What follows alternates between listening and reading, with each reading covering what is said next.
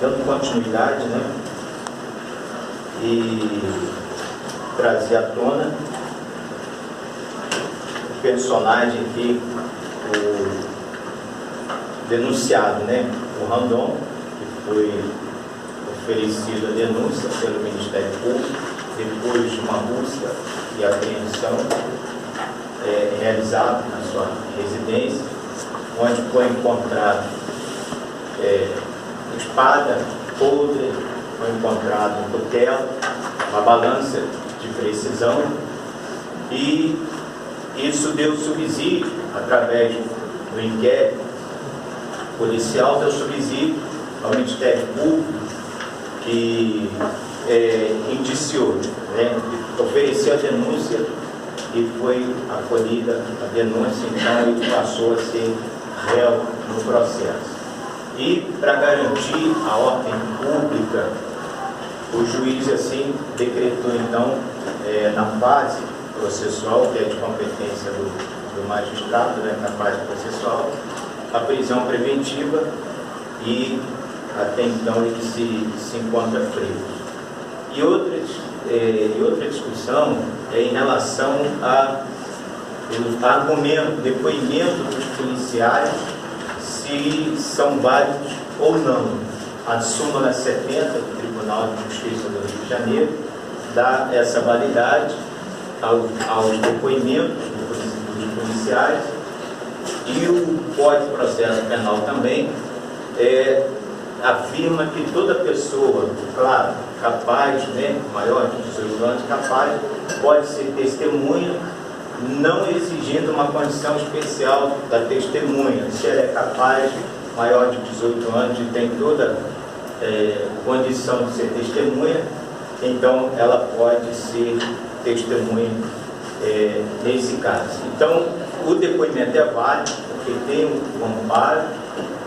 E em relação aos atos infracionais cometidos pelo Randon na sua adolescência, ele sempre envolvido com o tráfico de drogas, e se isso geraria reincidência na fase adulta. O STJ e o STF têm entendimento de que os atos infracionais eles não geram reincidência nem maus antecedentes criminais, mas considerando o grau de periculosidade do agente e pela sua continuidade delitiva, o envolvimento dele, que ficou bem explícito no inquérito policial e no oferecimento da denúncia, então o Ministério, aliás, o STJ e o STF entende, considerando a periculosidade do agente e para a manutenção da ordem pública, então considera-se que pode sim ser decretada a prisão preventiva nesse caso. Boa noite, senhores. Na forma do Ministério Público, nós estamos aqui não para trazer injustiça a nenhum réu. Nós queremos, na forma da lei, apresentar provas, e todas as provas fundamentadas em leis e fundamentadas em julgamentos dos nossos tribunais. Estamos aqui para trazer argumentos totalmente amparados pela nossa legislação, inclusive aquela diligência iniciada pelos policiais, a qual a defesa insiste em incitar que não há provas e não há meios legais que essa diligência seja feita, como se o réu fosse uma simples vítima da sociedade, vítima essa que faz depósitos aleatórios, que faz em sua residência guarda de materiais, conforme o artigo 34 da Lei 11.343, materiais que indiciam, obviamente, a prática delitiva da associação criminosa. Mesmo que não haja em sua residência nenhum tipo de material tóxico, ou então a própria droga, ou o próprio entorpecente, isso não descaracteriza o crime de associação criminosa. A gente vê nas próprias condutas que Randon, na sua adolescência, ele já praticava essas condutas infracionais. tanto relacionado ao artigo 33, ao artigo 34, ao artigo 35 da Lei 11.343, a qual nos autos relaciona que ele cumpriu a pena em liberdade.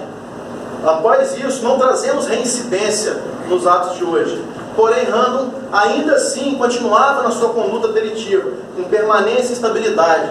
Nenhum órgão hoje, de simples acusação, ou o Ministério Público, ou a própria força policial, ela sai aleatoriamente em busca de pessoas sem fundada suspeita. Isso é descaracterizar a ordem pública e a função do Ministério Público e dos nossos agentes policiais. O primeiro fato disso é que foram encontrados em sua residência altos indícios de envolvimento com esse tráfico. Tá? Testemunhas que, obviamente, não se dão ao parecer da justiça por questões óbvias de represália ou medo do próprio tráfico de drogas, o que ele representa na sociedade. Obviamente, os policiais, eles têm sim essa capacidade e essa força de poder conseguir ali no artigo 70, na súmula 70, de seu testemunho ser válido, totalmente válido. Não há perseguições, conforme diz a defesa, simplesmente por acusar certo tipo de pessoa pela sua conduta. Não existe essa perseguição, essa alusão à perseguição em dizer que qualquer pessoa em sua casa pode ter uma faca, um cutelo, uma espada debaixo da sua cama ou próprio uma balança de precisão. O fato diz que todo mundo pode ter sim uma faca, uma espada, principalmente essa que esteja numa parede, numa estante, um local visível, que seja até como um ornamento da sua vamos dizer assim, da sua organização na sua casa, da sua coleção, ou mero enfeite, mas guardada embaixo de um colchão com outros argumentos, com outros artifícios, com outros materiais inerentes à prática delituosa.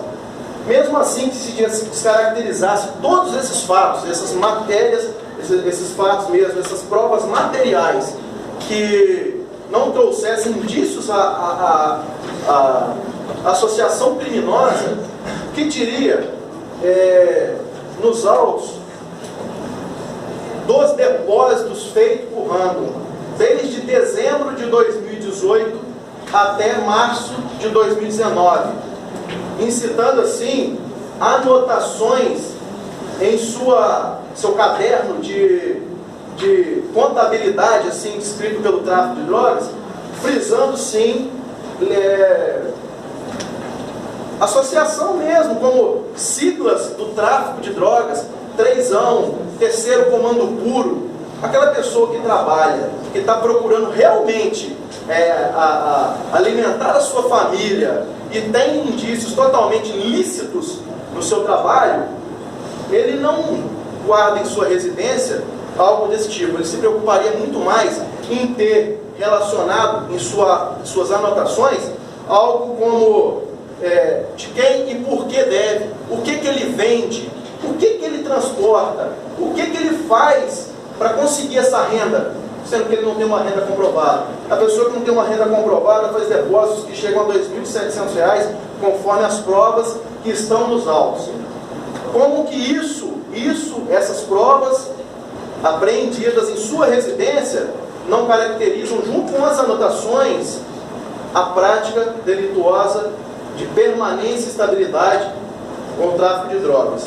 Mesmo assim, a gente vê que Randon, ele, por ser um réu primário e não trazer a sua reincidência na sua condenação, na sua menoridade, vemos que a sua prisão cautelar, ela simplesmente poderia sim ser revogada, até porque essa manutenção da ordem pública, da própria preservação de provas e preservação de todo o processo, não teria coesão nos momentos de manter essa prisão, já que se ensejou todo esse procedimento entre provas e testemunhos.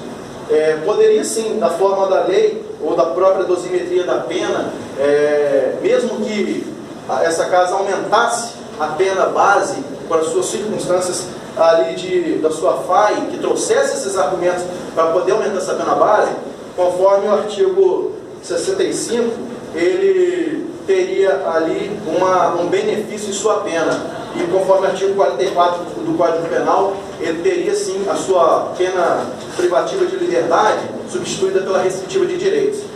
Dessa forma, a gente entende sim que a prisão cautelar dele não se faz tanto necessária nessa fase processual, mas que sim, a sua prisão, a sua culpa, ele seja sim condenado pelo todo o seu procedimento, por todas as provas e por todas as suas anotações, que sem dúvida trazem Randall como um fiel representante do tráfico de drogas e associação criminosa. A defesa já alegou em alguma oportunidade que a mera espada encontrada na casa do Randall não é sinônimo de violência, que ele alega violência, ou que isso o caracteriza como membro de alguma facção, que isso é um mero instrumento domiciliar. Mas a estatística mostra, e a gente também aqui na própria cidade, vítimas hoje desse instrumento da espada, inclusive aqui em Bom Jesus, eu acho que um dos últimos homicídios que aconteceu aqui foi através desse instrumento. Então é uma arma hoje potencial, lesiva, que está sendo utilizada inclusive nas mãos de criminosos. Por quê? Porque com a alteração no Código Penal do artigo 157, onde o legislador deu uma vacilada e antes se punia com o uso do roubo com emprego de arma, tanto arma branca quanto arma de fogo, hoje se pune com arma de fogo. Então, até para não cair na regra de ter a sua pena aumentada, é um instrumento letal que está sendo utilizado na criminalidade. Exemplo aqui, quem mora aqui no Jesus, aqui no prédio do Bragamóvel, teve um rapaz ali também jovem que foi vitimado, foi vítima, e o instrumento do crime foi exatamente uma espada que tem sido utilizado como meio de intimidação.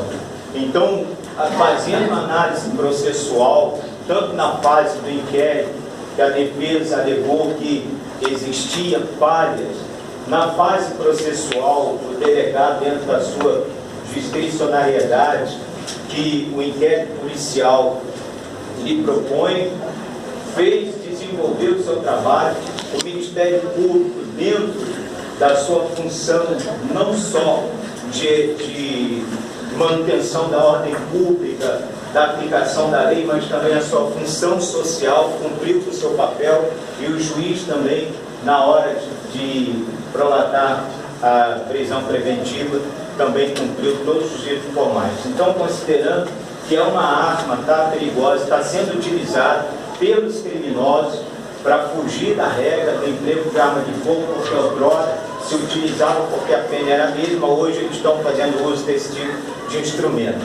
E, embora, como já foi dito, seja um garoto jovem, aproximadamente 20 anos, mas já tem uma vasta experiência na criminalidade, e através dele, de outro, mas através dele, a droga tem se entrado na cidade, tem vitimado muitas pessoas, e é daí que vem todas as mazelas sociais em que a gente tem vivido na nossa cidade.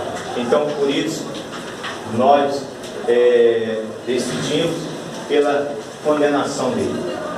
Encerramos.